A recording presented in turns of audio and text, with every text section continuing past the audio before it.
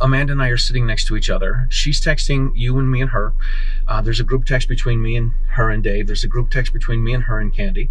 There's a group, a message between me and Dave, and then messages between me and Amanda. And I'm like, we sit here and we're like, why do kids sit next to each other and text each other? Before we start today's show, please visit the sponsors, affiliates, and friends of the Stagecoach.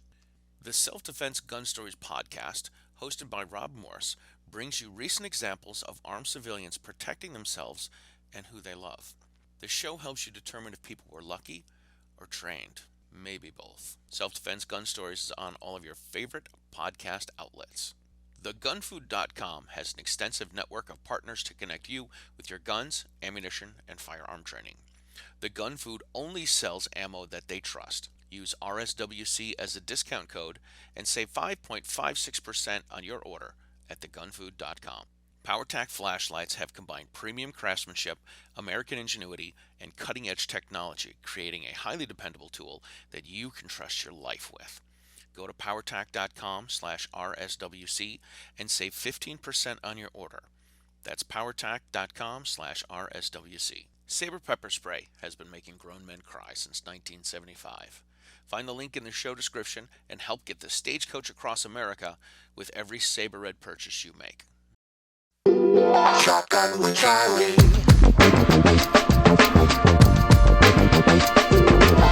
Riding shotgun refers to the practice of sitting next to the driver in a moving vehicle. The term riding shotgun came around after the time of the Stagecoach, when somebody used to sit next to the driver holding a shotgun, in case they ran into bandits. My name is Charlie Cook, and I drive a lot. I like to talk to people while I'm driving, so I interview people in my car while I'm driving. Welcome to Riding Shotgun with Charlie.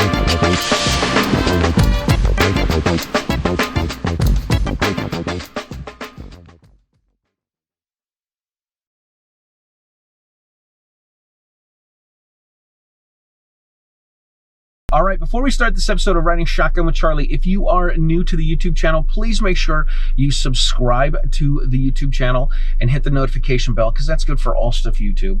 If you're listening to the show as a podcast, please make sure you subscribe to that so that you do get the shows when they come out. If you enjoy the show, please share it with your people, because this is how we get the Stagecoach across America. I'm glad that you guys are here, and I appreciate everything. Thanks a lot. All right, welcome to this episode of Riding Shotgun with Charlie. Today we are in Phoenix, Arizona, and I have with me an interview that we've been working on for a while. I know, years. I have Jim Irvine from Faster Saves Lives. Jim, thank you so much for finally being on the show. Not that you're finally on the show, but we finally get the time. And yes, we have to get you back because you have to speak at GRPC. Yes. So we're going to drive fast. It's an honor to be here, and fun to do this. The honor's mine. This is all good fun stuff. All right, so you started Faster Saves Lives, right? Yeah, we started it after the Sandy Hook massacre, and we came up with this. It wasn't even my idea. Somebody said, "Why don't we hire a trainer, a Technical Defense Institute, and train some teachers?" And so Technical Defense Institute's TDI, and they're in Ohio. Southeastern, southwestern Ohio? Southwestern, I guess. Right, like the Cincinnati-ish area? Yep. Yeah. So, and it's, the reason we went there is the guy, John Benner, who was there, was, he's a Vietnam era vet, career law enforcement, a trainer his whole life. So his whole life was doing training. He had spent 20 plus years running a training company for civilians in law enforcement. But he also was the head guy training school resource officers for NASRO, the National Association of School Resource Officers. Okay. So he has more experience training people to carry guns in schools than anyone else in the country. And so I thought he is our nation's top expert on this. He would be the guy. And so I called him up and said, "Hey, can I hire you to do a class?" And he said, "Sure." And I said, "How many people?" And he said, 24. Wow. And I said, "All right, can we announce it on TV tomorrow night at a town hall?"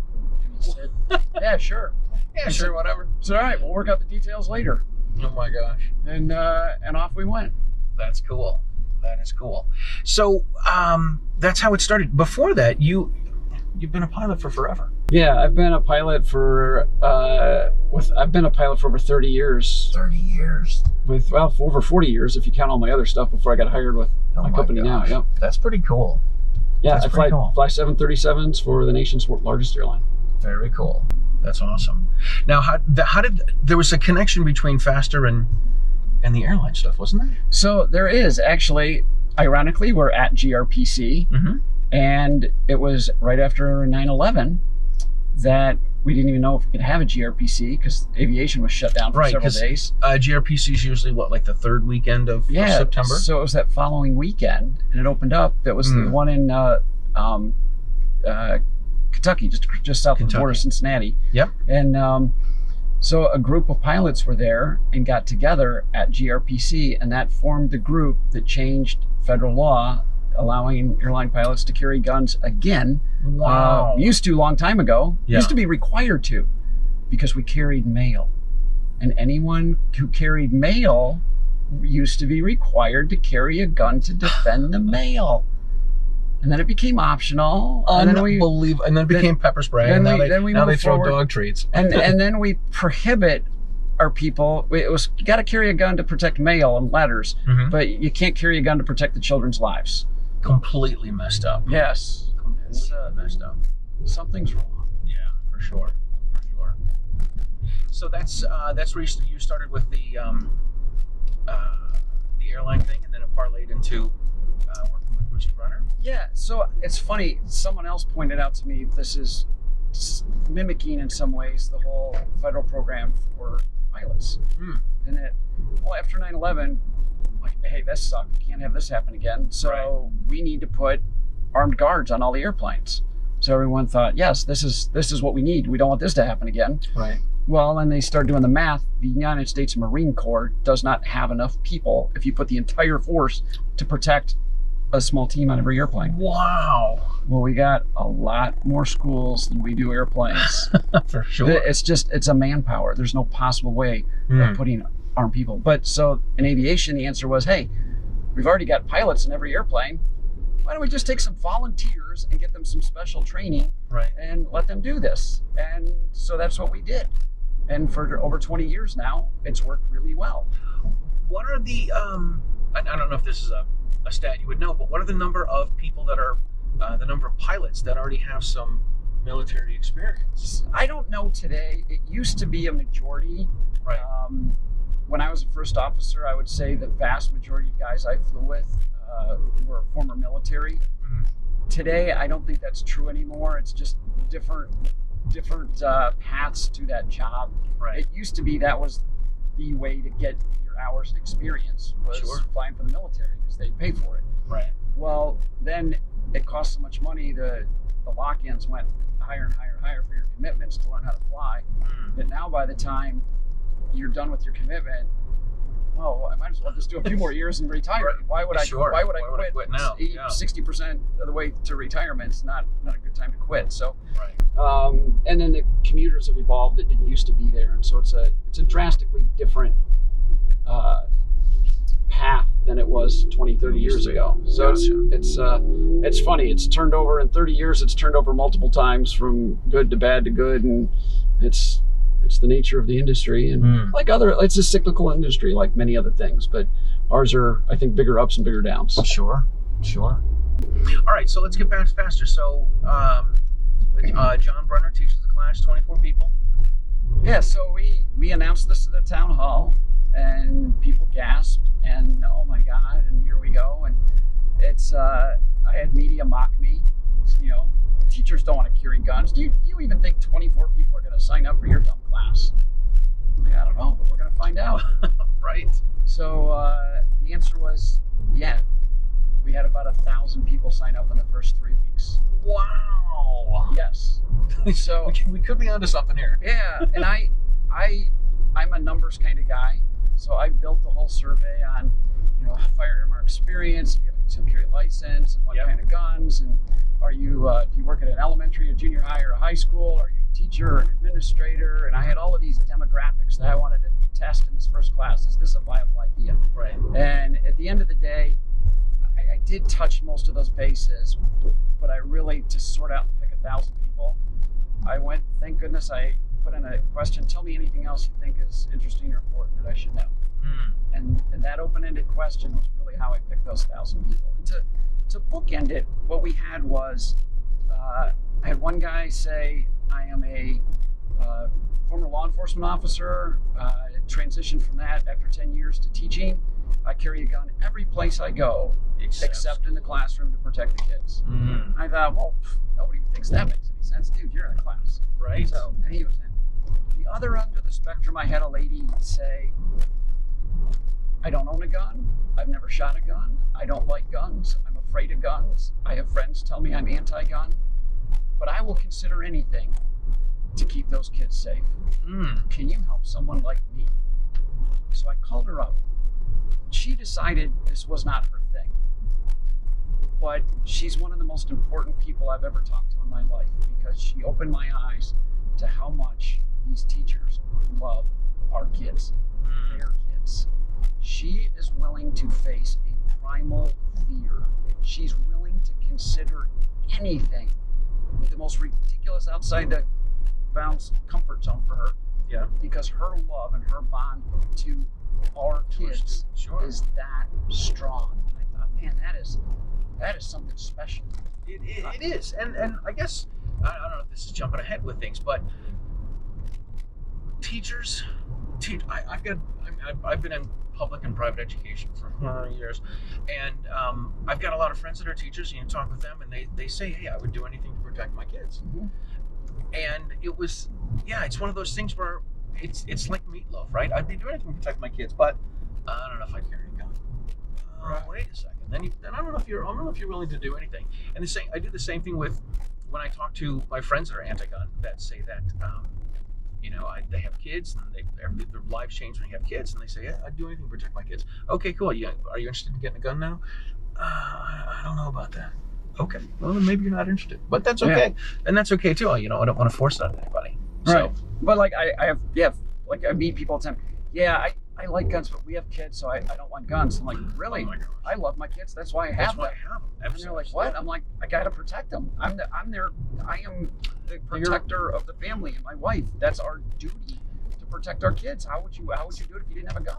Absolutely. And it's funny because some people are like, oh, I never looked at it like that. And I'm like, hello? It's like, I'm wearing a seatbelt because this offers protection and safety. Yes, absolutely.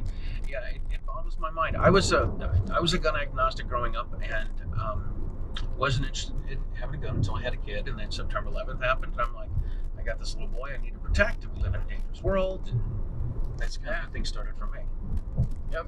So, all right. So tell us more about Faster. How has it progressed? You got 1,000 people. You weeded it down. So yeah, we narrowed it down to 24 people. Did the first class. For the first class, we paid for everything. We paid the training, the hotels, the food, the ammunition, everything. Wow. Of course, there was a whole ammunition shortage after that happened, and people were bringing stupid calibers, and I couldn't find ammunition. It was bringing a 32. We were spending. The budget was to spend like over 95% of the entire funding we had at our foundation at the time that we had accumulated over several years. And we're going to spend this on 3 days. I don't know if this is a good idea. Right. And another friend said, well, you got a better idea than saving little kids? I'm like, no. Yeah, touche. No, I don't. Right. So we tried it, and it was a logistical nightmare. It was way over budget. All kinds of things went wrong leading up to the class, and just logistically, we'd never done it before. But at the end of the class, it was cold, the weather wasn't great, but the people who came to the class, and teachers, but we train more non-teachers than teachers. It's funny how the dynamics work out. But the first class, it went so well. And the other thing that happened was we had such a response from other people saying, instead of doing a vigil, you're actually going to do something that might stop the next event. I'll donate to that. That's cool. So we ended the class with more money in the bank than we started with when we announced the class. And I thought, well, we can't train 24 out of 1,000 people and pat ourselves on the back and go, oh, there's a job well done. I can walk off proud now. And I thought, well, hey, if we restructure it a little bit and have them put some skin in the game and do a couple things, we could do 2 more classes. We still have 976 people that are interested. Yeah. So we restructured things and did a couple more classes, and there was never an idea of a program. I literally saw no, even though, and I had been working on this concept for years before Sandy Hook happened, and it had successes in getting schools to authorize somebody to carry a gun. Right. I didn't even know it because no people didn't get back to me. So I find out later, they're like, hey, I talked to you years ago. I've been carrying a gun. Can I get in this training program? So it's interesting how things happen. So I didn't think there was a place for us in it. I thought, once we show a concept, then schools know who the trainers are. We're the middleman. Eliminate us. We have no place in this. So we never thought about a program developing. We just did a couple more questions. What happened was schools would reach out to us because we were hiring the trainers and ask us questions. And I'd go, well, here's your answer. And then they'd ask another question. I'm like, I have no idea, but I know the guy to call. Right. I'll get back to you. And so I'd call and answer that. And then somebody else would call. I'm like, ooh, that's a different guy's question. Let me call that guy. And we accidentally became the hub of information for educators and schools wanting to know how to do this, whether it was the training or the laws or background or the statistics and the psychology, all of this stuff. And so the program really was designed reaching out to our nation's experts on mindset, on shooting, on tactics, on medical, and all of this stuff, and putting the program together, and then also working with schools and figuring out how to work with them. Right. Because you don't train a 6-year-old the same way you train a 16-year-old. Sure. They're different things going on in their heads. So we need to educate them differently. And what I've seen is there's a lot of really good trainers and really good people, and they haven't been successful doing the same thing we're doing. And I think part of it is they're military thinking about training military people, or they're law enforcement people thinking about training law enforcement people. And no one has looked and said, hey, we got to train educators. Right. They're not going to become soldiers. They're not going to become cops. That's not who these people are. Right. They're teachers. They're administrators. They're the football coaches. They're the IT person, the school nurse, the maintenance people. These are the people we're training. And so you need to relate it to them and make it work in their environment, not in our environment. And so that's a good point. Benner's work in the schools with the SROs and understanding that dynamic, and us working with multiple schools that really helped us. Like, I joke, I'm like, because people are like, wow, you know so much, you helped us so much. I'm like, look, I've learned more from you guys than I've taught you guys. It's just, it's the reality of that relationship that we're in. And it's neat. I am the luckiest person on earth. And I really believe that, because I had no thought of ever doing this. I was happy in my life. I loved what I was doing and all of this stuff. And then in my mid-40s, something drops into my lap that I didn't even know existed, that I had no interest, even once I knew it existed, in pursuing, to realize everything I had done in my life when I was flying and ran my own business, and all these various things that I'd done made me the person that was right to be here at this time doing this. And it's like, wow, I wasn't looking for anything, and the purpose of life dropped into my lap. And I am so, like, how are you so passionate about this? I'm like, talk to parents who've lost their children in these events. Talk to the communities and the damage it does all around that no one ever even takes a look at. And then look at the dedication of our school staff who are doing anything and everything to save your child when you just mindlessly drop them off at school or put them on the bus every morning. And the professionalism and the dedication and the love that they have, I'm like, there's my motivation. That's where it comes from. But it's like, I don't know how you could not be passionate if you knew the people that I've worked with. I am the luckiest person on earth. No kidding. The thing that I think is interesting when I talk to people about arming teachers or bring up the FASTA program and stuff is, they do the same things. They say, hey, teachers don't want to do this and blah blah blah, and then it turns into a little bit of crazier talk where they say things like, well, what if the teacher doesn't? What if the teacher's having a bad day and the kids aren't coming in from recess? You think the teacher's going to shoot the kids because your kid's not coming in from recess?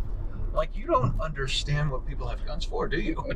Like, Yeah. you drop your kid off at school. Some people drop their kids off at school at 7 o'clock in the morning and pick them up at 8 o'clock in the evening. And I'm like, you're trusting that person with your child's security for 11 hours a day. Yep. And you don't want them to have a gun to protect them. You trust that they're gonna, if they injure themselves on the playground, that they're gonna help out. You trust that if there's some sort of a fight, they're gonna break it up. You trust all this other stuff, but you don't trust them with a gun. Are you serious? Right. That's crazy. It is, and it's just, yeah. We like fights are a big one. In high school, what if two kids are fighting? I always ask, well, what's your policy now? Right. And they're like, what? I go, what would you do now? You haven't described a lethal force threat. It has nothing to do with carrying a gun, so I don't even understand what the change would be. Right. And it's funny, That's they're like, an well, awesome they've point. got a gun. And yeah, people think, well, if they have a gun, they're going to use it to solve every problem. I'm like, no. Yeah, no. There's one problem that they're going to solve. Every other problem, they're solving the It's same way. something else. The exact, nothing has changed with your whole school day and everything that's ever happened so far at your school. Absolutely. If you get one of these events, we now have one new option that can save your kids' lives. Yeah. Totally. So, yeah, and it's fun. What I have found is people who are opposed to the program are, I don't know what she waving at. I don't know. I don't know. So what I have found is people that are opposed to the program, Yeah. they have a lot of really valid concerns. Mhm. What if the kid gets a hold of it? What if the law enforcement arrives? We don't want to shoot out in the classroom. What if they've got all of these concerns, which are like, well, they carry concealed on their person. Well, we train law enforcement's not going to. If you are in the school as a protector and this event goes down, you're going to have it ended before law enforcement ever gets Oh my there. God, absolutely. I mean, the timeline on it, there's almost no way that that's going to happen. But as a pilot, almost never is just not acceptable in my line of work. It's not acceptable in our schools either. Right. So we do training, and it covers that, how to deal with that, and how to solve those problems from the school standpoint and from the law enforcement standpoint, because they're both important. And now let's have them work together so Right, that you and that's- understand what they're doing. And the neatest thing that I think that's come out, there's so many neat things that come out of this, but one that no one thinks about, I never thought about, is the relationships with school and law enforcement, because they start working together on this. So we always tell people, look, our training's not the end of this. This is the beginning. Go work with your local law enforcement. Right. Have them, they can do your quals on this stuff annually, and they can do some other training and teach you some things we didn't do. Mhm. You can show them some things. They may have some mindset or some evidence, or, you know, the law enforcement goes to, LAIDA or one of these conferences, and they bring home information on a school shooting, like, hey, let's apply these lessons to here. Yeah. So it's a great relationship. So out of that has come a couple interesting stories. One was, we had a school superintendent who gets a call from his sheriff and says, hey, your teacher so-and-so, he's in the next county over in the backseat of a police car. In about 1 hour, he's going to be booked into the prison for being with your 12-year-old student, or whatever, however old she was. Yeah, So that's not good. this is not good.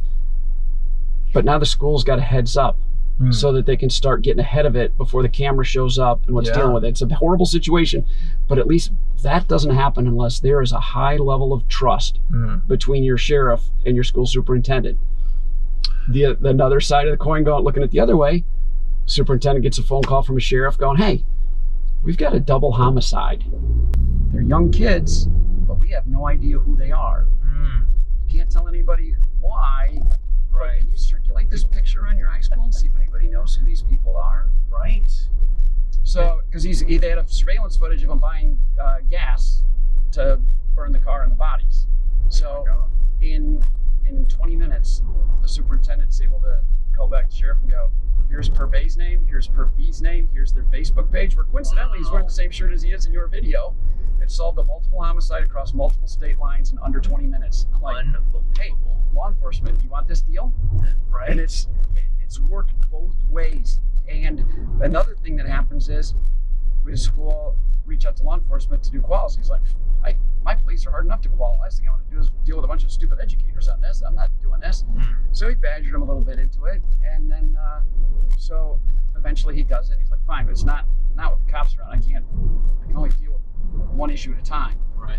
Well, of course, the school staff's nervous as heck about training with law enforcement, so they and the superintendent make sure they're all ready to go. Yeah. They all go out and I don't know if they all shot perfect quals, but they all passed on the first time, which rarely happens in the law enforcement world. And he's like, Sure. whoa, I had no idea.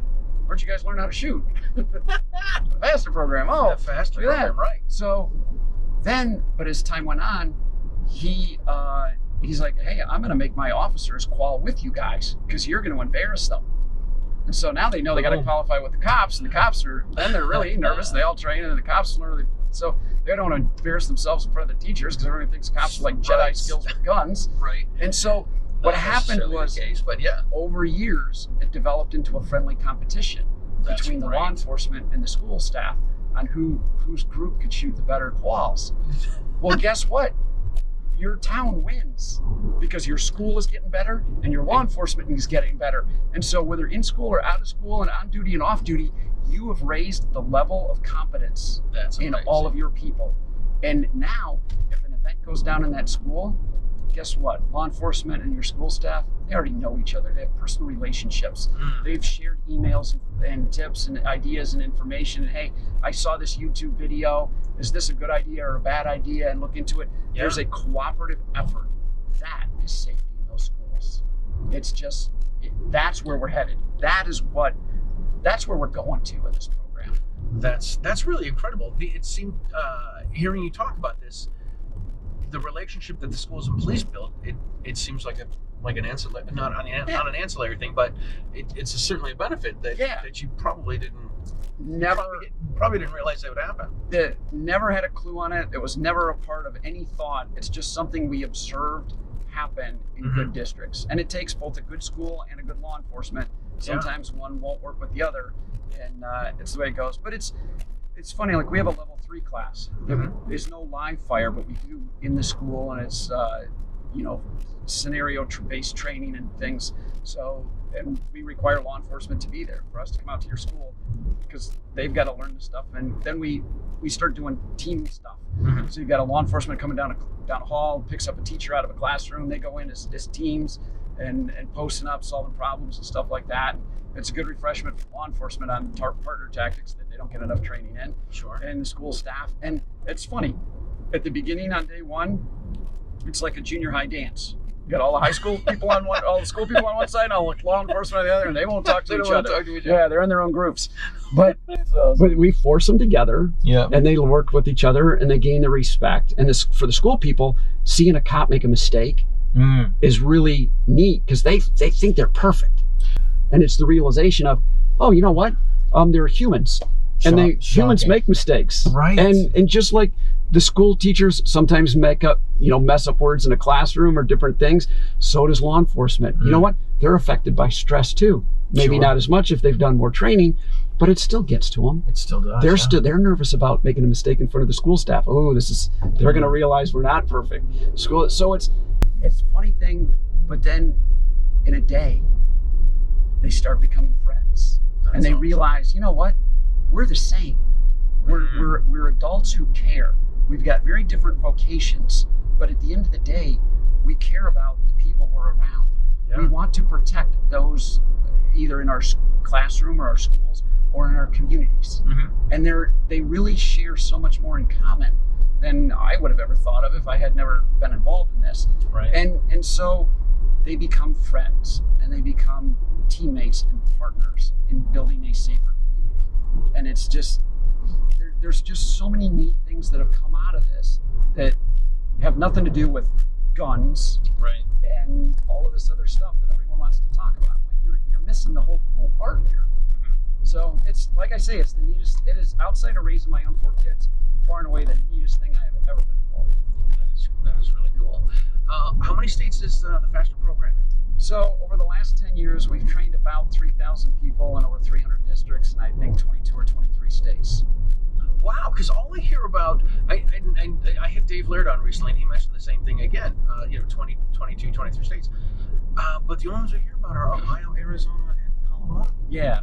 So we were in Idaho a month ago. We've done a couple classes in Indiana, and I think we're going back there soon. But we've had people from all sorts of other states come out to Ohio and do training with us. And it's funny because you know what you do and you start getting good at that, but then you receive a call from somebody in California or Oklahoma or something like that. It says, hey, and I ask them, how'd you find us? Why'd you? What doesn't even make any sense to me. I'm like, well, I've looked around and I've spent 2 months looking at every entity I can find who does this training, and yours is the best.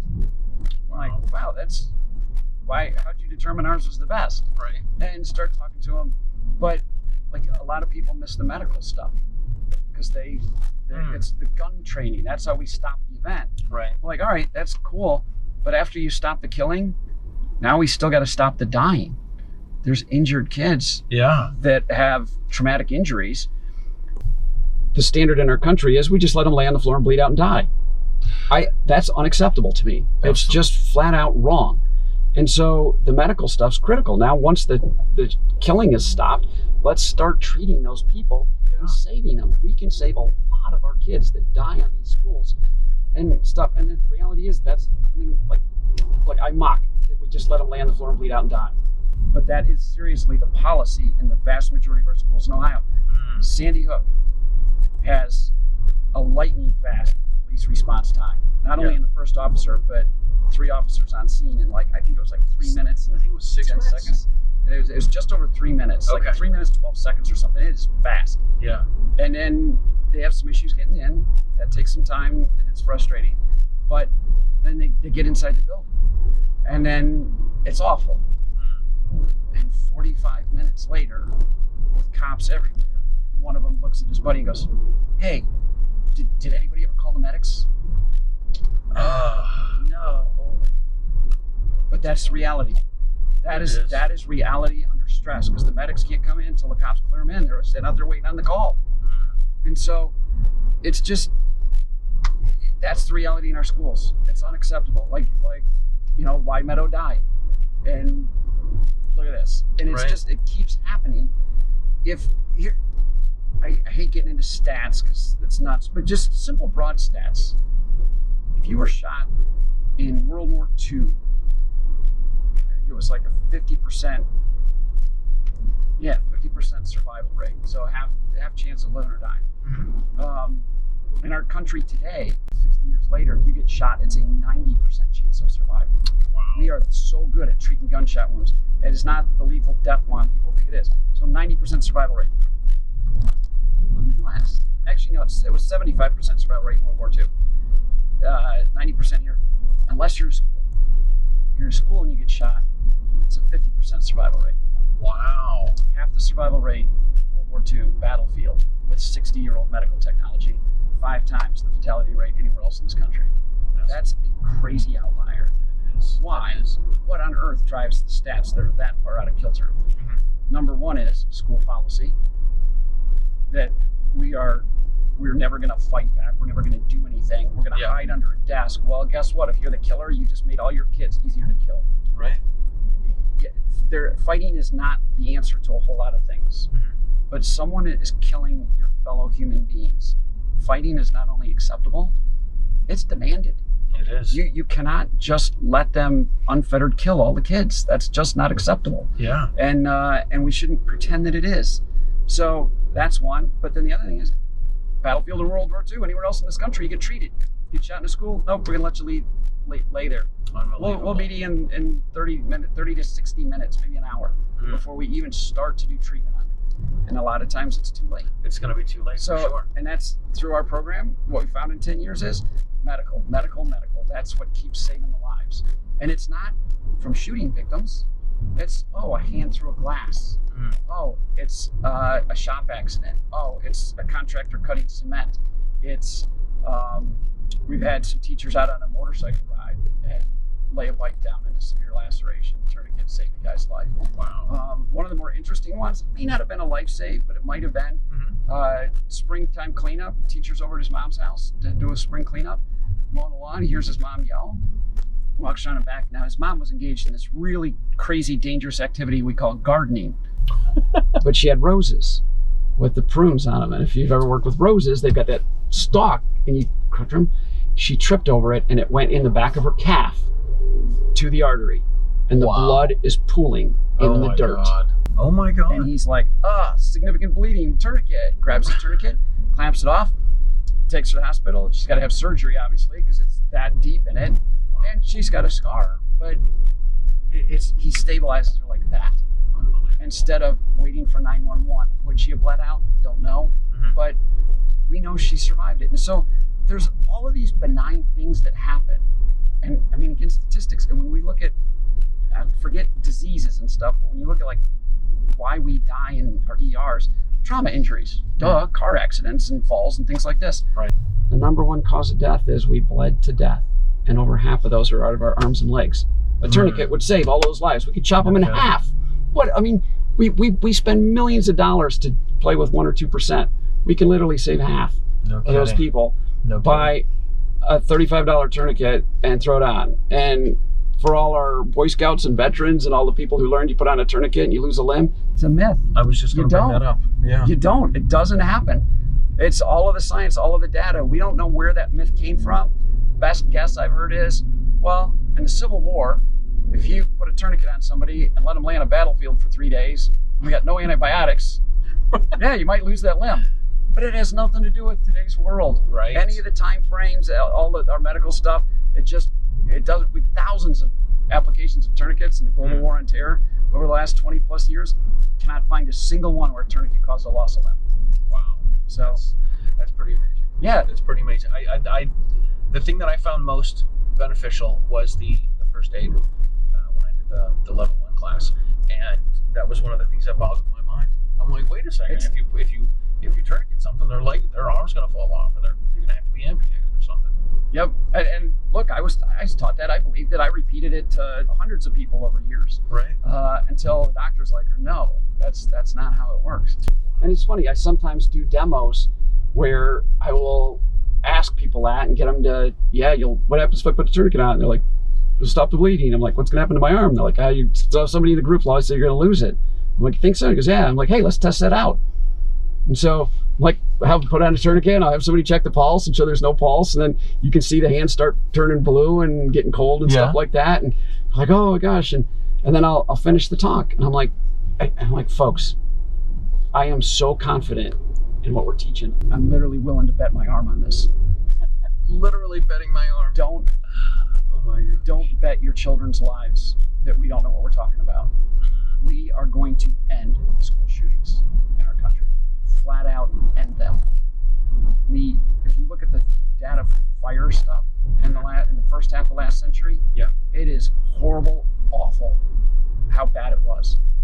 Parents got sick of sending our kids to school and having them die in a school fire, and we said, fix it. And they went to the experts and the fire guys, and the fire guys said, oh, you got to do this, this, and this. And it's going to cost a bunch of money. And we said, we're sick of our kids dying in fires, so spend the money, let's get it done. Let's do it. And the result is we ended kids dying in school fires. We haven't had a child die in a school fire in this country in over 60 years now. That's amazing. K through 12, all 50 states. It's phenomenal. So I do this kind of the same way I got through high school. Let's cheat off the smart kids. The fire guys are onto something, and it's the same stuff we've done in aviation. Redundant, overlapping layers of protection, because every layer can fail. Every layer has holes in it, but let's stack up enough layers that one of these layers is going to catch our threat.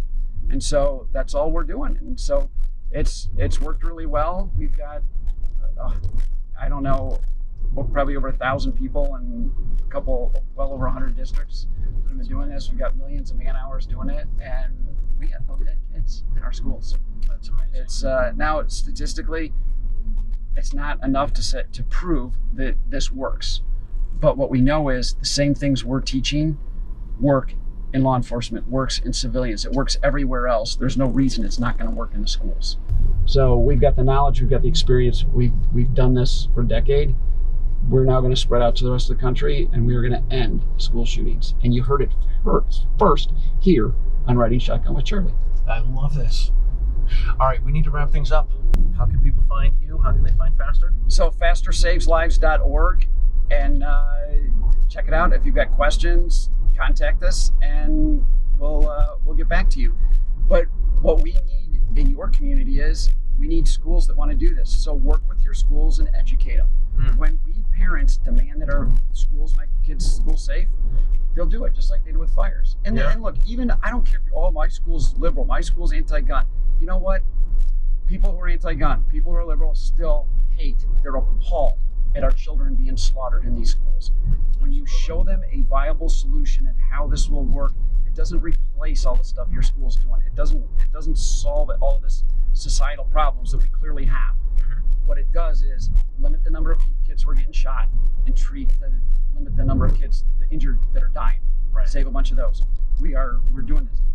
But if you understand the event and who's doing them and why they're doing them, all this other stuff, then you'll understand once we start doing all this stuff, the cowards who are committing these acts realize they can't get famous because they cannot. It won't be successful. That's good. So they're going to go someplace else because unlike some people on TV, oh, it's a senseless killing. No, it's not. It may not make sense to you, but it's being done for a reason. And if you don't understand that reason, then you can't solve it or stop it. So study it. Educators, how about get educated? I've mocked school board. We refuse to look at this. And I'm like, well, hey, do you have any problems with like your high school kids going, I'm not doing this. This is stupid. I'm not like, you know why? There's no reason for me to do algebra. Right. I'm like, well, if your school board refuses to learn, why on earth would your high school kids take the time to learn? You're the leadership. Set a good example. Oh, and it's like, ooh, that hurts. And they're good people. Yep. They mean well, they just don't understand it. And many times I've done a presentation to a school board and they tell me, wow, when I saw who you were and what you were talking about, there was no way I was going to support it. But after you answered all our questions, I think I'd vote for our district to go forward with their FASTER program. This makes sense to me now. And and I tell them, look, don't do it because I said so, think about it. But don't just not do it because you're afraid of it. Right. Learn and improve stuff, just like we've done. There's so many things in education we do better than we did. There's problems with public education, I know that. But there's other things where we've learned how to teach better, and we do a much better job of protecting kids from abuse. Yeah. And for the biggest thing for schools is, hey, you got to realize this isn't a law enforcement problem. No, it's law enforcement. No, it's not. Hey, it's not a paramedic's problem when your kid has a heart attack or have an anaphylactic shock. You better get that AED and the EpiPens out. Why? Because those children are in your custody school, and you have a legal and a moral responsibility for those kids' lives. Don't tell me you're going to call someone else and make it their responsibility. They're not there. They don't have custody of the kids. So once that law enforcement shows up and arrests somebody, now it becomes their responsibility to keep them alive. Yeah. Not until then. So it's the school's responsibility. Don't shirk that responsibility. Embrace that responsibility and do it and figure out what works. And we're not saying the vast majority of teachers this isn't right for, but for a few it is. Yeah. For a bunch more, the medical stuff matters. For all of them, the mindset and being part of the team matters. It's work together and be a collective team that works better and makes your school safer. And we're not even saying you got to have armed staff. We are saying if you choose to have armed staff, you better have them well trained. Get them trained by true experts in this stuff so that they're elite, because we can't have them become part of the problem. They've got to be part of the solution, and they've got to be good. They've got to be professional. It's not just the average concealed carry holder. They've got a different duty of protection with the kids, and so they have a higher burden. A higher expectation, and for sure. Yeah, we have a much higher standard than that. We hold them to it, and you know what? The good ones embrace it, and other ones don't. And we're like, that's fine. You can go a different way. That's not our program. Our program's excellence. And you want to be excellent, join our team, and it's the coolest thing I've ever been involved with. Awesome. Jim, thank you so much. Charlie, it's been a riot. We're going to put some links for FASTER. Okay. We'll put all the social media and all this stuff, and we'll be good there. Yeah. We got to get I got to send a picture to. We're not done yet. Oh, all right. Come on, I know what I'm doing here, man. All right. I've done this a couple times. Sorry. All right. We're going to put some links below for FASTER Saves Lives, so all their social media, all their websites, so you can find them. do get in touch with them if you want to have them at your school to be able to protect your kids. If you are not a member of the Second Amendment Foundation, go to saf.org. You can join them for $150 for a lifetime membership. There's going to be a link below. You can find all of your favorite pro-freedom podcasts at sdrn.us. That's the Self-Defense Radio Network. And if you enjoyed the show, please share it with your people, because this is how we get the Stagecoach across America. We'll see you guys next time. Thanks.